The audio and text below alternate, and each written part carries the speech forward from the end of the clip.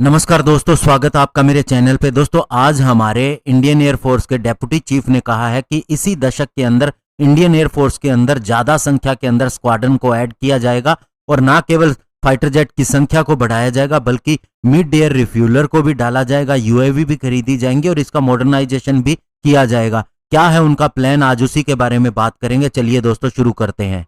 तो दोस्तों, Indian air force के deputy chief air marshal Sandeep Singh ने कहा कि इसी दशक के अंदर इंडियन एयरफोर्स की स्क्वाड्रन की संख्या को बढ़ाया जाएगा, उसके अंदर फाइटर जेट की संख्या को और ज्यादा किया जाएगा। वे एक वेबिनार को संबोधित कर रहे थे जिसे जॉइंटली ऑर्गेनाइज किया था एयर पावर स्टडीज और society of Indian defence manufacturer ने, और उन्होंने बताया कि हमें 42 फाइटर स्क्वाड्रन सैंक्शन की हुई है, यानी इतनी स्क्वाड्रन हमारे पास एक समय में होनी चाहिए अगर हमें टू फ्रंट वार लड़ना है। लेकिन अभी हमारे पास 30 स्क्वाड्रन ही है और इसी दशक के अंदर हमारे पास 37 से 38 फाइटर स्क्वाड्रन हो जाएंगी। और उन्होंने MMRCA के तहत 114 फाइटर एयरक्राफ्ट खरीदे जाने के ऊपर बोलते हुए कहा कि अभी जो नई डिफेंस एक्विजिशन प्रोसीजर 2020 रिलीज किया गया है उसी के हिसाब से मेक इन इंडिया को ध्यान में रखते हुए इस डील को पूरा किया जाएगा। उन्होंने कहा कि हमें 114 फाइटर जेट अगर खरीदने हैं तो इसके अंदर प्रोडक्शन टेक्नोलॉजी सारी हम चाहते हैं और इंडिजिनस सिस्टम और मटेरियल जहां तक पॉसिबल हो इसके अंदर शामिल होना चाहिए।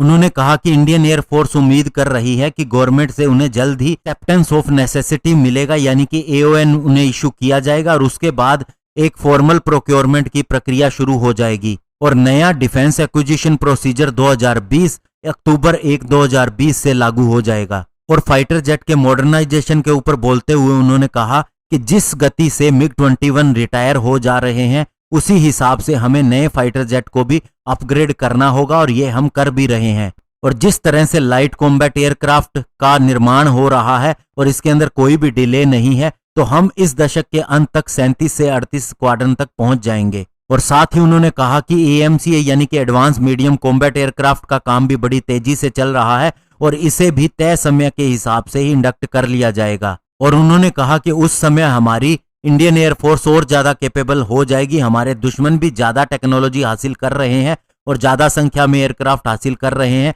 तो हमें भी उसी हिसाब से चलना होगा। और मिड एयर रिफ्यूलर के ऊपर बोलते हुए उन्होंने कहा कि हमें इस एयरक्राफ्ट की लंबे समय से जरूरत है लेकिन ये डिले होती रही है और इसके पीछे फाइनेंशियल कारण है, लेकिन अभी इसको लीज पर लेने का प्रावधान किया गया है। तो ऐसे में अब उन कंपनीज को इन्वाइट किया जाएगा जो DAP 2020 के अंतर्गत इसके लिए सूटेबल है और उन्हें ही अलाउ किया जाएगा कि वे इस प्रोसीजर के तहत ही अपना एयरक्राफ्ट पेश करें। और अभी इंडियन एयरफोर्स के पास 6 रशियन IL-78 टैंकर्स हैं और 6 ही और ऐसे एयरक्राफ्ट हासिल करने की कोशिश की जा रही है। और UAV यानी कि अनमैन्ड एरियल व्हीकल के ऊपर बोलते हुए उन्होंने कहा कि हम इसके ऊपर बहुत ज्यादा काम कर रहे हैं क्योंकि अब थ्रेट बहुत ज्यादा बढ़ गया है, ड्रोन्स का ही थ्रेट बहुत ज्यादा है। तो ऐसे में काउंटर ड्रोन सिस्टम के ऊपर काम किया जा रहा है और एंटी ड्रोन सिस्टम के ऊपर हमारी पॉलिसी नेशनल लेवल की होगी और इसके लिए हम बहुत सी एजेंसीज के साथ में काम कर रहे हैं। और इसके अलावा उन्होंने कहा कि 127 medium altitude long endurance unmanned aerial vehicle हमें चाहिए और इसके ऊपर भी डिसीजन जल्द ही लिया जाएगा।